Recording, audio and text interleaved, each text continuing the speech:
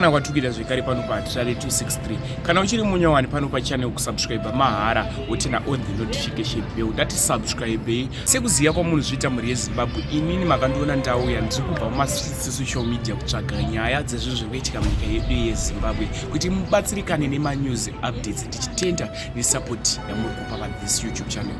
Nyandani zvemuzuva ranhasi inyaya yaProsper Jonas. Prosper Jonas aenda kunotandara nemafriends ake iyo anosvika iwo 3.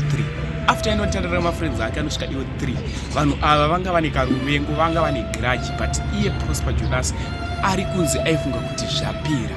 Iye mukufunga kuti zvapera akabva atanga kuwirana nevanhu vaya. Vanhu vaya vakamuataka nebhodhoro redoro kumashops vari mukati mekutandara. After Prosper aatakwa pavanhu avava, 1 akatiza, 2 vakabatwa, anonzi iye Tapiwa neanonzi Beni ndo vabatwa. Mumwe wachona atiza vari mubishi rekutsvagwa nemapurisa. Chikoti makesis ekuurayiwa kwevanhu ndo anyanya munyika yedu yeZimbabwe. Zvinorwadza, zorora murugare. Nyaya iyi yaitika iko kunonzi kuEpworth ndo kwaitikira nyaya iyi.